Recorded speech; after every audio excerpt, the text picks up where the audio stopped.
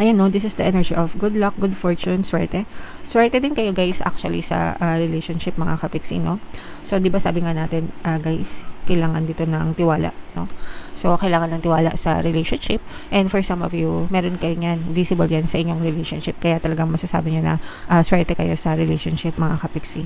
And malaki din yung chance na swerte din kayo sa pera guys, no? Meron kayong pagdidesisyonan pagdating sa pera mga kapiksi, no? Pwedeng itong mga good news na to guys, meron yung kaakibat na desisyon mo.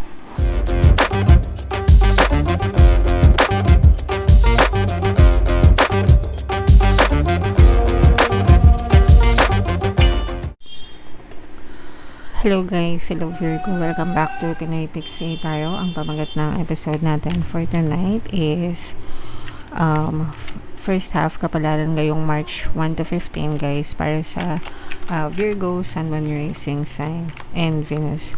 So unahin natin tong deck na to guys. Ito yung mga angel messages para sa inyo, mga paparating or mga pwede nyong ma-experience ngayong March 1 to 15 mga kapiksi. Wow, so sobrang ganda naman ito. Unang-una, promise of love guys, may forever, no? May forever mga kapiksi. So for some of you, pwedeng nararamdaman nyo yung pagiging matamis, no, ng inyong partner or specific person. If in a relationship na kayo mga kapiksi, nararamdaman nyo yung pagiging tapat and honest, sincere ng person nyo. Nararamdaman nyo na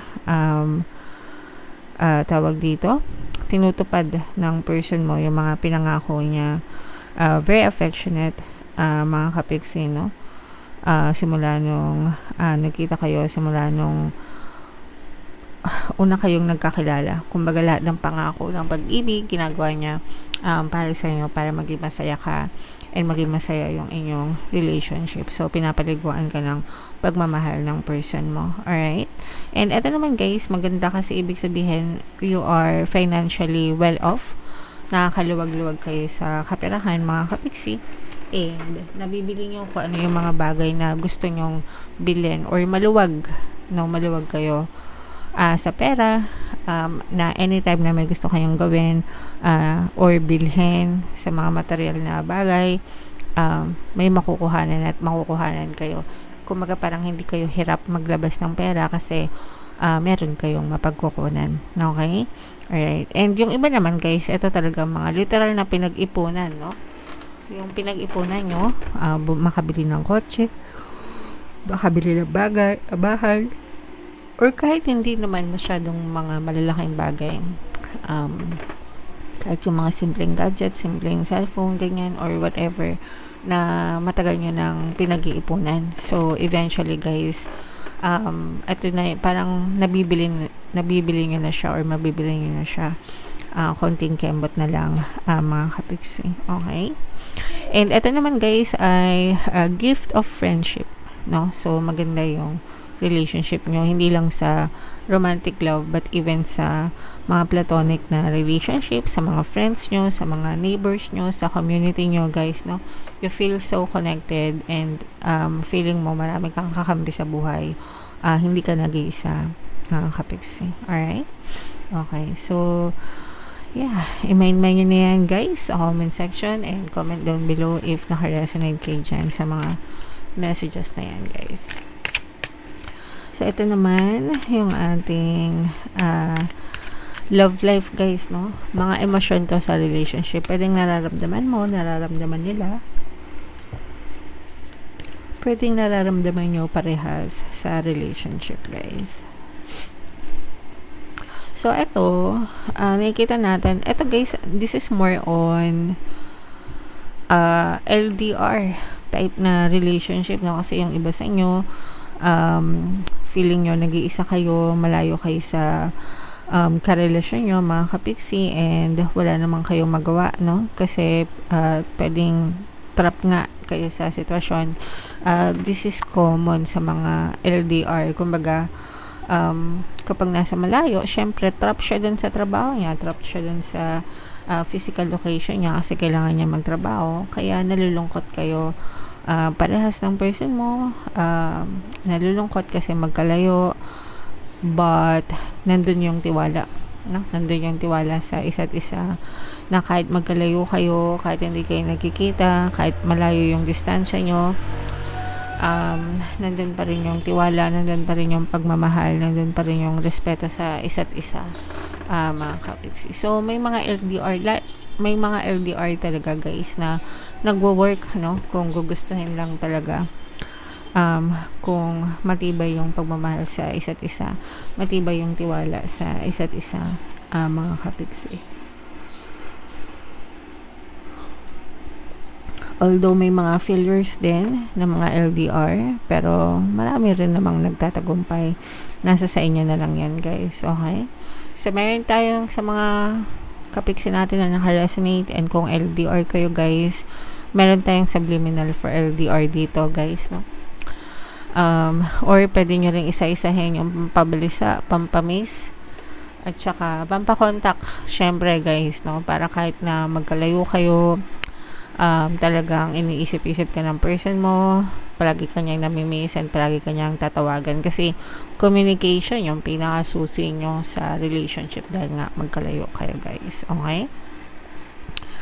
Alright, so comment down below, Virgo, ay feeling nyo naka-resonate kayo dyan sa mga messages na yan. So shuffle natin ito guys, hanapin natin yung energy ng Virgo. Habang shuffle ko to guys, panoorin nyo muna yung video natin regarding sa ating paano mag-manifest ng abundance video cards. Kapiksi, sawa ka na ba sa mga struggles at hirap sa buhay mo? Masipag ka ba at masikap sa buhay ngunit hindi ka pa rin umaasenso? Ilang beses ka na bang nag-attempt mag-negosyo at mag-invest pero palagi ka pa rin nalulugi? Sa pagkakataon na ito ay maaaring may subconscious beliefs ka na nagiging balakid sa iyong pag-unlad at pagyaman. Introducing, paano mag-manifest ng abundance video course. Dito ay matututunan mong ma-overcome ang mga balakid mo para tuluyan ka ng umunlad, umasenso, sumagana, maging matagumpay, successful at maswerte sa iyong kabuhayan, pera, trabaho, negosyo, salapi at kaperahan ng bonggang-bongga. Dali, mag-send na ng email sa pinoypixie@gmail.com at simulan na ang iyong pagyaman ngayon. Alright, so sa lahat ng gusto mag-avail ng course guys, meron tayong paano mag-manifest ng abundance video course, paano mawala ang third party at magkaroon ng harmonious na relationship, paano pabalikin si ex or vice breakup. Sa mga interesado guys, mag-send lang kayo ng email sa pinoypixie@gmail.com. And sa mga naghahanap ng pampaswerte guys, meron tayong money shaker choice, tsaka yung mga pampaswerte bracelet guys. Ito yung WhatsApp number ko guys sa screen, i-chat nyo lang ako, makikita nyo din yan sa description tsaka sa comment section guys. So, Virgo, kayo ay na-represent ng King of Pentacles sa ating spread, mga kapiksi. Meron ditong presence ng water sign, Cancer, Pisces, Scorpio. For some of you guys, maaring may water element kayo sa inyong natal chart, or you may be dealing with another water sign. Ito guys, these are endings and new beginnings, mga kapiksi, no?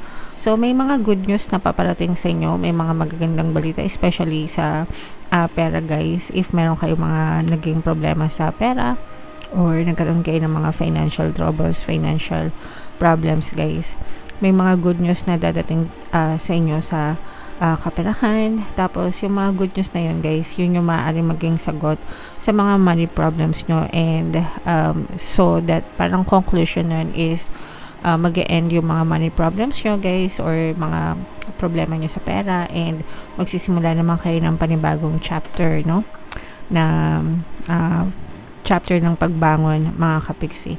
So itong mga good news sa pera na to guys, ito yung magdadala sa inyo ng mga magagandang pagbabago or positive changes, mga kapiksi.